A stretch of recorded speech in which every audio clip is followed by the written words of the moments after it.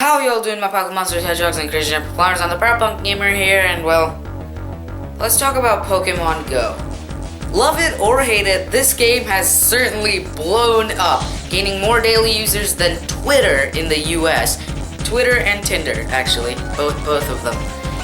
It's crazy to think that a game such as Pokemon Go would explode that much, and while CNN and Yahoo News and whatever will always give you the negatives, because it's a news channel, they'll always give you the negatives about how it's a super dangerous app and people are like using it in driving, and people have found corpses, and people are going to the Holocaust Museum and catching Pokemon in Washington, D.C. I'm here to give you both the bad and the good. So guys, without further ado, this is my review of Pokemon Go. So let's get this out of the way first. We'll go over the bad. The bad things about Pokemon Go? There's a good list of them. So let's just get it off our plate first. Number 1, server issues. I mean, at the time of recording, like how I had my phone had that image pulled up, I was on Google to get that image, and I see a ton of news articles from things like Kotaku or The Verge or something like that of how the servers are down again right now. And like I said, again, it's not the first time that they've been down. It's only been out for about a week or two in the States, Australia, and New Zealand, and yeah, it's quite a problem. In fact, the servers are down for every country when the servers go down, and it's a real pain in the butt when it happens. Next, it's probably the most unstable app I've seen. Now, all apps do have a period or phase around when they first start that the app is very unstable and crashes a lot, but and the beta is actually even worse a lot of the times. It's very unstable. However, although I never got to use the beta, we have a ton of beta users reporting that the beta version was more stable than the worldwide release. Well, worldwide in quotes because it's not out in the whole world yet. And the third thing, it's not exactly safe. The game's only been out for like 2 weeks max, and there's already several reports of people being robbed because of this game, people finding corpses because of this game, people playing Pokemon Go and driving. It's not exactly the safest app when you're out and about because, well, the things I just mentioned. People are playing and driving, people are being robbed by the game. It's crazy, but, you know, it's happening. It's a very real issue with the game. That being said, let's talk about the good things. Now, I'm the kind of gamer that sits on the couch with the controller in his hand and looks at the TV screen with a bag of dirt, with a metaphorical or figurative bag of Doritos and bottle of Mountain Dew next to me. So, I am that couch potato gamer. And this game has actually gotten me to get off the couch and go outside, as you guys will see tomorrow. And the other thing is the massive social aspect of this game. This game cannot exist without other people. Now yes, Pokemon Go is a mostly single-player game. It does have only one screen per player.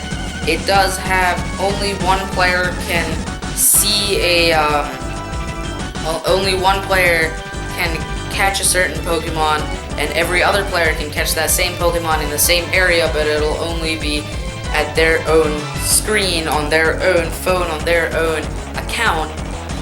But it's the social aspect of gathering your friends, going outside, and finding Pokemon together and comparing them with each other. It's this kind of interaction that really, I think, was the basis of the inception of Pokemon. the kind of social aspect of going outside, finding your friends, battling each other, trading each other, you know, trading each other, trading with each other, battling with each other, and all that good stuff. This is what the creators wanted back in the inception of Pokemon. And with the inception of Pokemon, they did have it with like link cables. But because nowadays we're going to a place where because of the internet and Wi-Fi, we can literally have one person sitting in Philadelphia while the other person sitting in Roppongi, Tokyo in Japan, which are literally on like the exact opposite side of the world if we're going eastwise. Which are practically on the opposite side of the world if we're going eastwise. We can have them connect to each other again, and it's so cool to see that people again are just gathering each other where they're going to certain spots together. And lures, of course. Lures are things that people can put down at Pokestops, which are cool or like interesting places around your area, or well, around the world really, except it's not out in the whole world, but around wherever it's out. Like the Pokestops, you can put lures there, which lure Pokemon there, and they work for every trainer. So every trainer can go to that Pokestop and find cool Pokemon there, and even if they don't have the lure, the person that put down the lure can help these other guys. And then, like, I've made so many well, not me personally, but I've seen so many people make friends through Pokemon Go. These people who were mostly antisocial before, such as myself, but these people who were mostly antisocial before, meeting completely random people on the street, like, yo, you playing Pokemon Go? Yeah, I am. And people are like, yo, what Pokemon did you get? And they're like, oh, I got this Venonat yesterday, crazy high CP. People, this is a resurgence, kind of. The heyday of Pokemon was way back when Red and Blue and Gold and Silver came out. And ever since Ruby and Sapphire, it's kind of died down a little bit. This has really gotten Pokemon back to those days where it was the most talked about thing. It was like the most talked about thing on the elementary school playground. So it's great to see that again. Well, I never saw it originally, but you know, I've seen pictures. And that trailer that they had with the Pokemon Direct way back in February, that kind of gave me an idea of what it was like back then. And Pokemon, although it has never left, we as players, well, not me specifically, but like we as gamers, a lot of the gamers have kind of left that franchise, and to see it resurge again is really great. So there's the social aspect of the game, which is awesome. And as always, health benefits. Now, I don't feel very much of a change myself, but I read it all the time on Twitter that, oh, I was like overweight, and because of Pokemon Go, it has really helped me not get back in shape, but change my lifestyle to a more healthy lifestyle. I see it all over Twitter, and it's great. It's really good to know that other people, by playing a game with the thing that is, and this is really good for me, like, this is really good for those gamers. Like, people always think of gaming as that thing you do sitting on your couch, being lazy, eating chips and drinking soda, just holding a controller in your hand, and just, like, looking at a TV and being that fat, lazy guy at the parties. This game has really gotten people to completely change their view on gaming, because people are now outside. People are running around their neighborhood trying to find new Pokemon, they're going around, they're exploring their area, trying to find new Pokestops and find gyms. They're going around, it's crazy, it's great. So there's the health benefits part. And of course, it's Pokemon. Granted, this isn't, your typical main series game catch 'em all with buttons on your 3DS or whatever. Go around the world using buttons. You know, catching Pokemon in that certain way, battling gym leaders, battling pre-made AI gym leaders, battling pre-made AI Elite Four, battling a pre-made AI champion, battling all those guys. Catching them all is different. Catching in general is different.